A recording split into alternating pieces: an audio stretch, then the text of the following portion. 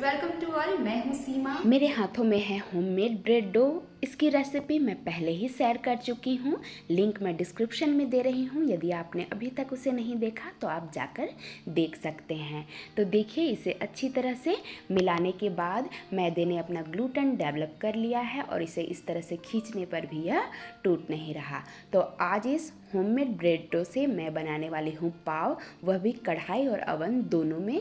और आप देखेंगे कि दोनों को बनाते कैसे हैं और दोनों में फ़र्क क्या होता है। बिल्कुल मार्केट जैसे नर्म और मुलायम हमारे पाव बनकर तैयार होंगे। तो चलिए फटाफट से रेसिपी शुरू करते हैं। और रेसिपी पसंद आए तो वीडियो को लाइक, शेयर और चैनल को सब्सक्राइब करना मत भूलिएगा। तो सबसे पहले ब्रेड डो को इस तरह से अच्छे से मिला लेंगे और उसे इस तरह से लंबे शेप में कर लेंगे ताकि इससे आसानी से हम कट कर सके और इसकी छोटी छोटी लोइयाँ बना सके। तो इस तरह से इसे मैं कट कर रही हूँ और इस तरह से बराबर शेप में मैं इसकी लोइयाँ तैयार कर रही हूँ। अगर आपके पास मेज़रमेंट मशीन हो तो आप उससे भी इन लोइयों को वज़न करके तैयार कर सकते हैं। तो देखिए, यहाँ मैंने इन्हें तैयार कर लिया है। तो आइए पहले इन्हें बेक करने के लिए हम ट्रे तैयार कर लेते हैं। तो इन्हें बेक करने के लिए आप इस तरह से कांच के या फिर इस तरह से एल्युमिनियम के ट्रे का भी यूज़ कर सकते हैं। तो आइए पहले इन्हें ग्रीस करते हैं। तो यहाँ मैंने वेजिटेबल ऑयल लिया है और उससे ब्रश की हेल्प से इस तरह चारों ओर लगा लेना है। और इसके ऊपर मैं डाल रही हूँ बटर पेपर। ये टोटली ऑप्शनल है। यदि आपके पास बटर पेपर ना हो तो आप इसके ऊपर सिंपली मैदा डस्ट करें और फिर उसे इस तरह से निकाल लें तो भी आपका ट्रे तैयार हो जाएगा। तो यहाँ मैंने इसे तैयार कर लिया है, इसे साइड में रखेंगे। और अब जो लोइयाँ हमने तैयार की हैं उनके ऊपर इस तरह से थोड़ा सा मैदा हम छिड़केंगे ताकि इसकी लोइयाँ बनाते वक्त यह हमारे हाथों में चिपके ना। अब एक लोई उठाकर इस तरह से उसे हम हाथों के बीच में इस तरह से गोल करेंगे। और अब देखिए, जैसे मैं कर रही हूँ बिल्कुल वैसे ही करना है।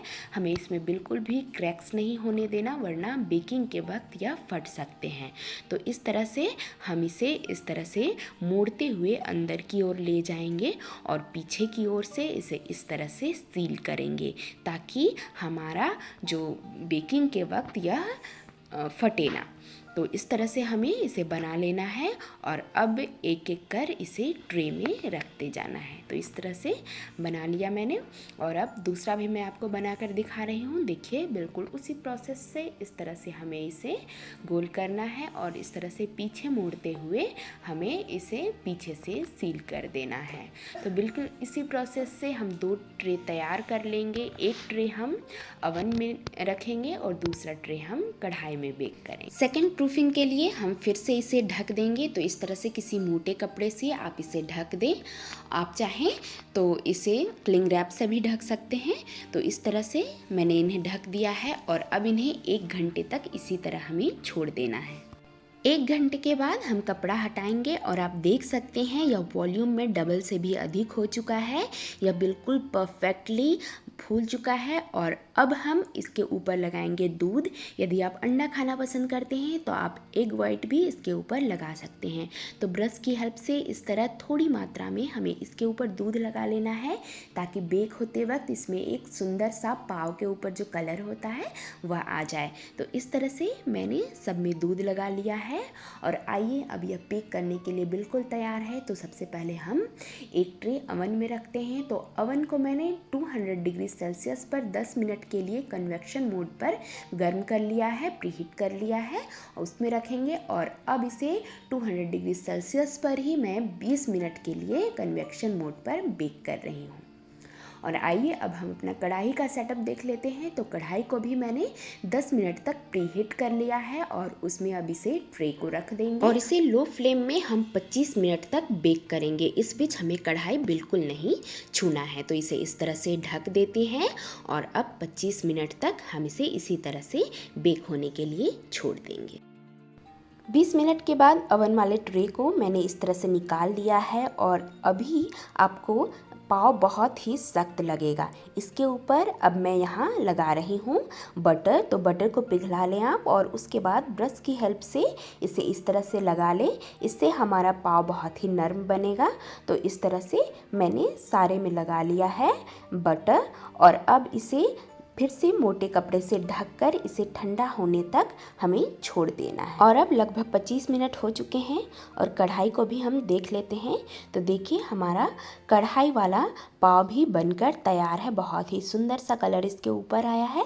इसे भी अब हम निकाल लेंगे और अब इसके ऊपर भी हम इस तरह से मेल्टेड बटर लगाएंगे और इसे भी ढककर ठंडा होने के लिए छोड़ देंगे। अवन वाला पाव अच्छे से ठंडा हो चुका है। आइए अब हम इसे ट्रे से बाहर निकाल लेते हैं। तो इस तरह से चारों ओर से हम पहले नाइफ़ घुमा लेंगे, उसके बाद इसे इस तरह से पलट कर निकाल लेंगे। और देखिए यहाँ हमारा बहुत ही जालीदार सा पाव बनकर तैयार हुआ है। आप पीछे से इसका टेक्सचर देख सकते हैं। इसे पलट कर सीधा कर लेते हैं और देखिए अब यह पाव खाने के लिए बिल्कुल तैयार है। बहुत ही सॉफ्ट, बिल्कुल नर्म और मुलायम सा पाव हमारा यहाँ बनकर तैयार है। आप देख सकते हैं जब मैं इसे इस तरह से दबा रही हूँ तो यह फिर से ऊपर की ओर आ जा रहा है। इससे आप अंदाज़ा लगा सकते हैं कि यह पाव कितने सॉफ्ट बने हैं। बहुत ही सॉफ्ट, बिल्कुल रुई की तरह नर्म और मुलायम पाव यहाँ हमारा तैयार है।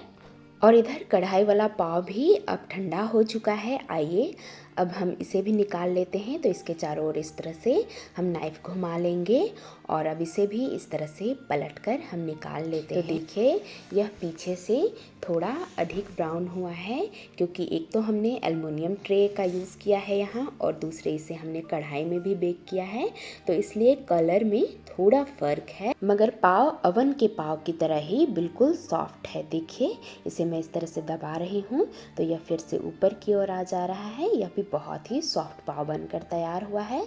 कलर में थोड़ा डिफरेंस है, हो सके इसका टेक्सचर में भी डिफरेंस हो। तो चलिए हम अब इसे तोड़ कर देखते हैं। ओवन में बेक किए हुए पाव की सॉफ्टनेस आप पहले ही देख चुके हैं। देखिए जब मैं इसे इस तरह से हाथों से भी दबा रही हूँ तभी यह फिर से अपने शेप में आ जा रहा है। यह इतना सॉफ्ट बना है। तो आइए अब इसके अंदर का टेक्सचर देखते हैं। तो देखिए इसे इस तरह से जब मैं तोड़ रही हूँ तो अंदर यह बिल्कुल रुई की तरह सॉफ्ट है और कितनी अधिक इसमें यह जालीदार बनी है आप देख सकते हैं। बिल्कुल बेकरी वाला पाव हमारा बनकर यहाँ तैयार हुआ है। आइए अब हम कढ़ाई वाले पाव को भी चेक कर लेते हैं। यह भी उतनी ही सॉफ्ट बनी है मगर इसका टेक्सचर थोड़ा अलग है क्योंकि अवन में चारों ओर से बराबर हीट पड़ता है और इसमें गैस में नीचे की ओर से केवल हीट पड़ता है, इसलिए इसके टेक्सचर में ज़रा अंतर है। मगर दोनों ही खाने में बहुत ही टेस्टी हैं। तो कैसी लगी आपको मेरी आज की यह रेसिपी? यह बिल्कुल फुल प्रूफ रेसिपी मैंने आपको दी है। अच्छी लगी तो इसे घर पे ट्राई करें और कमेंट सेक्शन में मुझे ज़रूर बताएं कि आपकी पाव कैसी बनी। तो फिर मिलती हूँ एक नई रेसिपी के साथ। तब तक के लिए बाय।